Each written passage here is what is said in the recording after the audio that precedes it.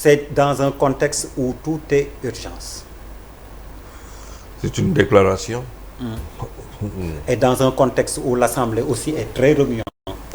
Bon, le Premier ministre dinañ ko wax il entendra de vertes et des pas mûres. Il va en entendre. Et c'est ça le but, même le but du jeu. Xam nga mais écoute, c'est un exercice, point final. Oui, Ngingue, les attentes. Non, man awma ci benn attente quoi. Pour dire vrai. Parce que vraiment on nous a vendu beaucoup de slogans au Sénégal.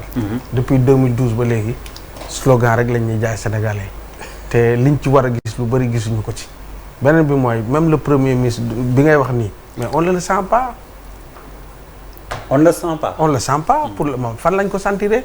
Déjà man déclaration bi ñu ne dañ koy def li may dégg tey ci journaux yi ak démb maa ngi dégg moom muy waxaat ne France dafa ñu bëgg a accompagner quelque chose comme ça yow koo xam ne ñu ngi naan la saa boo ñëwee ministère boo yow li gën a favorable da nga koy jox li nga xam ne mooy les étrangers nga ñëw di wax loolu ci sa veyu li nga xam ne moom mooy déclaration de loolu man awma attente ci moom parce que man je pense que ne premier ministre bi ñu am c'est un figurant dañ ko fa teg nii rek mais du moom mooy doxal politique au Sénégal quoi. Malal, DPG. Oui, non, à mon avis, il faut lier la déclaration à l'application. Parce que déclarer baax na mais appliquer li nga déclarer mooy li gën. Et puis prioritairement aujourd'hui la véritable question c'est le travail, l'emploi des jeunes. Si les jeunes travaillent, ils vont soulager les parents. loolu kese la après aussi il faut régler ces questions liées à la bonne gouvernance. Au Sénégal, si on réglait la question de la corruption, des malversations, on serait très loin. Papis? Waaw, parce que déclaration de politique générale, c'est en fait c'est une épreuve institutionnelle. C'est-à-dire que c'est pas ça qui détermine complètement l'impact sur la vie des gens. Et xam nga dafa am benn évolution dans nos sociétés aujourd'hui au-delà du Sénégal. xam la ñuy wax gouverner c'est prévoir. Oui. Mais maintenant gouverner c'est réagir. Xool tous les gouvernements du monde. Ce sont pas les prévisions qui sont exécutées. Ce sont des circonstances qui s'abattent sur toi. Et que nga nekk mooy li nga wax noonu dans le. Que tu résous. Oui. Àdduna moo toll foofu. Oui. Maintenant comme c'est une épreuve institutionnelle, le PM est obligé de faire l'épreuve. Bouba. waaw mais deux choses xam nga déclaration de politique générale si benn gouvernement boo xam ne peut-être 1 an moo ko fi dese quel que soit issue élection yi di ñëw fii ak 1 an dañuy am élection donc je pense que sooy def déclaration de politique générale à 1 an des élections il faut que quand même en tout cas en termes de vision parce que xamoo après luy ñëw que presque ça se limite si moment boobu ci at voilà ci période app boobu loolu dafa am solo beneen bi mooy quand même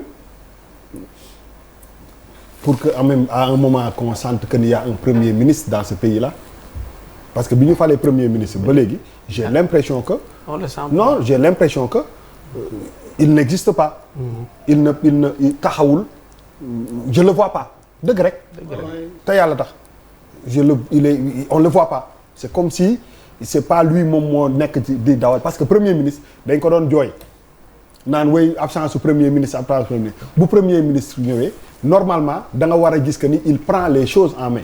Mais j'ai l'impression que quand même dans notre si suñu gouvernement bi dafa am benn premier ministre ak peut-être luñ ko jox très limité ak benn président de la République boo xam ne il mène quand même moom yoonam bi mu bëgg a def donc li may xaar ci politique générale mooy que effectivement c'est quoi le rôle du premier ministre en réalité ban impact la am ci fonctionnement wu gouvernement parce que dañu yàgg gis que ni premier ministre ñoo doon nañ gën a feeñ bu ñu waxantee dëgg rek mooy que premier ministre bi et munoo wax déclaration politique générale premier ministre te lié woo ko ak politique est-ce que posture parce que quand bu ñu nommee fii premier ministre 90% des Sénégalais jour bi ñu ko nommé da nga naan est-ce que c'est pas le dauphin de président Macky Sall mais est-ce que pour ne pas que les gens ñu am perception boobu que ni mooy dauphin bi est-ce que c'est pas ça moo tax ñu limiter ko. C'est exactement ça. Et c'est une question boo xam ne le Sénégalais lambda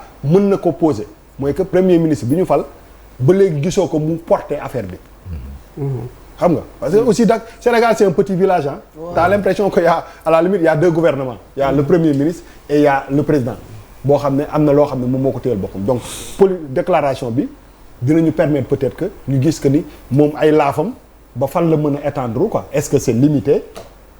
Est-ce que c'est un genre principe bu premier ministre rek wala vraiment c'est un premier ministre? Et encore une fois aujourd'hui si on parle de politique, déclaration de politique générale, on parle de tout ça. On est à 1 an des élections présidentielles. te xamuñu fan la ñu jëm xamuñu lan lay nekk yëfi caaxaan la. non laissez-moi terminer. dama ne on peut pas s'exciter wala di xaar ay déclaration de politique générale dans un pays sérieux à 1 an des élections xamuloo kuy dem ak ku demul xamoo ndax 3e mandat am na wala 2e mandat xamoo ndax kii day présenté xamoo ndax amnistie situation sociale bi polluée comme ça et tu t'attends à ce que un premier ministre vienne dire un truc qui va changer la donne. Ce que les nit ñi bëgg a xam Sénégalais li ñu bëgg a xam mooy fan la ñuy dem fii ak 1 an nan waxante dëgg. dañuy toog fii wax affaire football oui on doit faire ça la petite catégorie le football local yii yëpp dafa bokk ci li nga xam ne mooy tax ñuy prévoir. projet te nag boo yoree projet réew fii ak 1 an le Sénégalais doit savoir fii ak 1 an ban situation moo fiy am. bu leneen lu ñu fi wax caaxaan na gaa yi wax que ni fii ak 2024 lii mooy xew Sénégal la ñu waxante dëgg à 1 an des élections on est dans l'incertitude totale. gis-gis. te c'est pas normal. damay terminer. c'est pas normal. non dëgg la on ne peut pas xam nga avoir la prétention d'aller en quart de finale de coupe du monde alors que ces problèmes yu gën a ndaw yooyu réglé wu la parce que c'est une suite logique. et un bloc tout se tient. mais tout se tient. bu li yànqee loolu dafa yànq parce que oto day am rétroviseur tey jii nii oto day am tableau de bord munoo am oto grand di ko dawal te xamoo ñaata ngay daw ak essence bi ngay am fan la lay yóbbu. boo jógoon si di dem boo doon dem Ndar grand boo doon dem Saint-Louis. war nga xam ñaata nga yor pour jënd essence. sinon bul départ dem Saint-Louis. donc on parle de tout ça mais pour un peu affaire bi quand même. cohérent que les 18 millions de Sénégalais. ñu sentir que ni on est dans une mouvance boo xam ne dañuy bëgg a avancer. dañu aspirer jël coupe du monde dañu aspirer développer dañu aspirer il faut qu'on nous respecte assez. pour que ñu am calendrier. électoral bu leer à 1 an des élections. un pays qui se respecte dafa war a xam fii ak 1 an yéen ñun ñii sax fii ak 1 an ku nekk sa projet personnel war nga ko xam. nan waxante dëgg. mais on est en décembre 2023 on parle de déclaration de politique c'est pas le plus important le plus important mooy que ce pays là dañu war a xam fan la ñu jëm. un pays qui se respecte qui aspire à avancer à dem ba ci kanam lii c'est les b.a.-ba de développement et de démocratie. On peut pas parler de démocratie dans un pays où boo xam ne fii ak 1 an nga war a am élection xamoo fan ngay jëm xamoo ndax président bi day def 2e mandat wala 3e mandat xamuloo ndax kii amnistie bi dañ koy def xamoo sax ñi war a présenter wu. Il y a tout ce climat là qui pollue toute l'atmosphère les 18 millions de Sénégalais sont là et on attend c'est pas sérieux. Un pays qui se respecte dafa loolu ay b.a.-ba la moom moo jiitu avant leneen te bu ñu ko deful mooy li ñu war defuñu ko.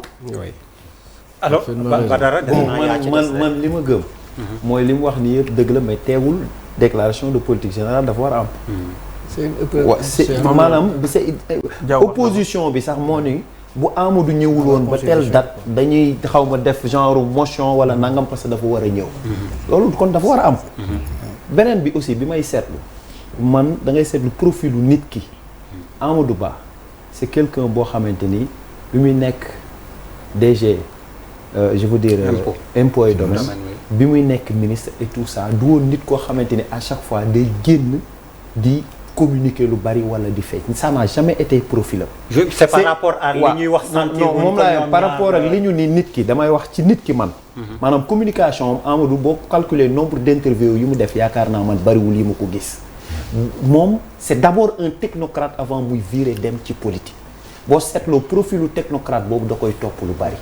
bi may seetaan aussi le président bi mu koy fal da ko assigné ay mission ni ko délai wu 1 mois laa la may nga décongestionnel ma port bi denrée de première nécessité yi nga wàccee ko l'affaire SAR Total bi mooy bi ñu fekkee ba pétrole bi am problème nga wàccee ko ak yooyu ni ko 1 mois laa la may devant tous les Sénégalais donc jox ko cahier de charge 11 produits yi man gis naa mu am lu mu ci proposé avec des concertations donc du ma mën a d'accord quand sa waay dit que ni on ne le sent pas. non on le sent pas ba ma wax la France bi aussi non li may wax man sama lay kële dama la d'accord dama ne du ma mën a d'accord quand une personne aussi se déplace waaw mais da nga bàyyi léegi ci développe quand une personne non c'est pour dire quand une personne se déplace foofu rek laay daaneel quand une personne se déplace aussi ci expérience am Niger di dem di wuti ay fonds yow nga defal ko ak Abdoulaye Diop depuis ay 2008 2007 defal ko Sénégal en tant que ministre MEF Macky Sall nekk président UA yónni la yow pour nga dem gérer Niger loolu nga réussir ko pare am aide appui budgétaire loolu je pense que dara la léegi nag dafa am fenn fu may d'accord mooy premier ministre tout le temps da daan am dualité boo xamante ni moo fi indi Idriss Seck Ablaye Wade bi moo fi indi Macky Sall Ablaye Wade bi moo fi indi même Niass Ablaye Wade autant moo fi indi nangam est-ce que profil bi génn trop du doon loo xamante ni dafa am lu ñu koy naj par rapport ak fi ñu jëm ci élection loolu jàngat bu nit ñi mën a xool la mais en tout cas la personne moom nit ki noonu la mel léegi nag la déclaration de politique générale c'est quelque chose boo xam ne dafa war a am mais je sens man sama xalaat en tant que politique il est obligé d'assumer le bilan fa la bokk. temps saa yi day njar wax bi de. comprendre il est obligé d'assumer le bilan fa la bokk. comprendre il est obligé d'assumer le bilan fa la bokk. il est obligé de faire la situation. il est obligé def ay perspectives. mais émission bi dafa am prolongation. mais jaroon na ko mais jaroon na Wembley. non Wembley. gis-gis nooy waxee sa xalaat. gis-gis Wembley. wuy ma. gis-gis xam nga ne bu ma ne la bu ma ne la on le sent pas même tout non man non virgule bi libéré leen ñu 2h30 jot na. mais non virgule rek la.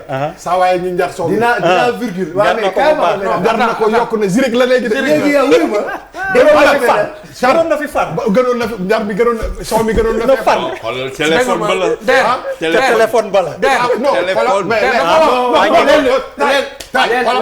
man nga xaaral rek. on t'a parlé. non leen daal saa waay daal soo yolom na. jiñ na ma fii Karim affaire bi mët na waay. jiñ na ma fii Karim muy jaaneel mu may jiñ. xaaral rek xaaral. li leer mooy wax xam nga wuy ma doyen sa anniversaire bi macha allah dama ni woon duma lim.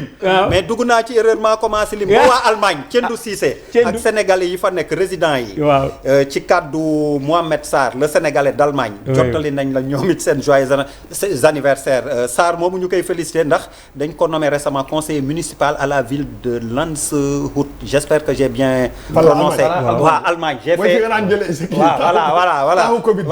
voilà léegi lu ma bëggoon a wax pour terminer defal nag Ségabas Camara également a envoyé un message kon ba beneen yoon incha allah ñu ngi leen di gërëm di leen sant yéen ñi àndoon ak ñun